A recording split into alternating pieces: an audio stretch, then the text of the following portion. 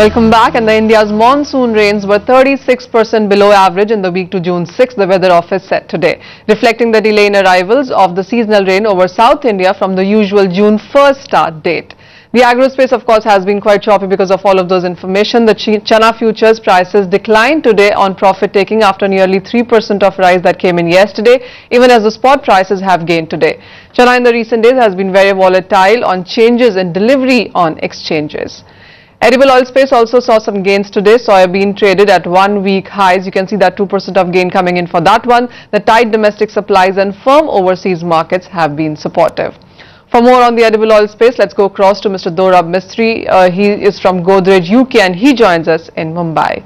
Mr. Mistry, hi, welcome to the show. How are you looking at the supply expectations for edible oils now in the global markets?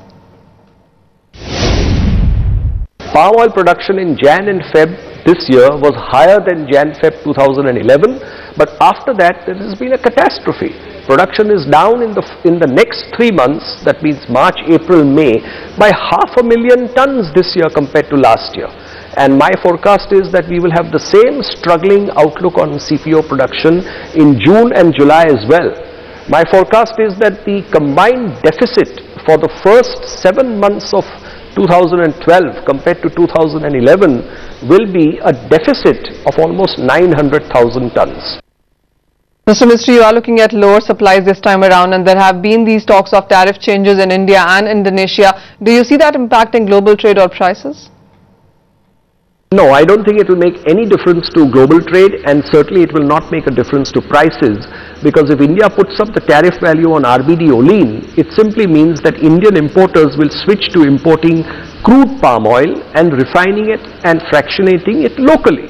In fact, I don't think it will make any difference to the price of RBD Olein at all, because CPO will still come into India duty-free, and it will simply mean good employment or full employment of our refining capacity in India. What clearly has been impacting the prices, though, has been the rupee decline. How do you see it impacting the import coming forward? I think from now onwards, because of the weakening of the rupee, you will find that India's imports will run at the same level as the corresponding months last year. So the period of outperformance has come to an end. On the other hand, the weakening of the rupee has meant that the Indian consumer has not got the full benefit of the decline in world commodity prices. Palm oil prices have fallen by almost 20% from 3,600 ringgits to 3,000 ringgits. But in India, the prices are more or less steady, slight decline. So I think that is to some extent unfortunate, but it's a matter of the Indian rupee and the Indian government's policy. Also, if you look at the latest reports for 2012, it says that soya acreage for this year in India could go up by 7%. Do you see the number as significant? I think it's just a matter of change from one year to the other, nothing much. I am more concerned with the level of commodity prices worldwide, and India benefits from lower commodity prices worldwide. Also, what's your sense? We have seen the edible oil prices come off record highs, as you just pointed out. The palm oil prices are also 20% off in this year itself in the international markets. What are you forecasting now for the rest of 2012? No, I think prices have come off, and I think prices will not go back to those high levels. Those high levels were a reflection of world high prices. I think there was a lot of build-up of sentiment.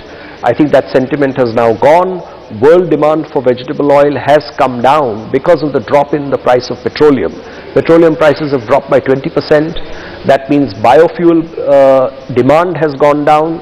Growth of even food demand has plateaued, and as a result I have changed my outlook. As you know, I was pretty bullish on world prices, but with a qualification that if there is contagion and collapse in commodities and equities, then in that case those levels cannot be reached. I now believe that we are in such a period of contagion and prices will in fact decline. All right, Mr. Mistry, we'll let you go at that. Thank you so much for joining us. So further decline can be coming in case of the edible oil prices. Dorab Mistry, they're quite pessimistic on the prices. Vijay, you of course have been keeping a track on CPO prices for a long time now. With what Mr. Mistry is saying, what's your sense on where the prices could be headed, with supplies quite on the lower side, rupee impacting the prices as well? Manisha, like we discussed this yesterday, I think in the absolute near term there might be price volatility with a downward bias.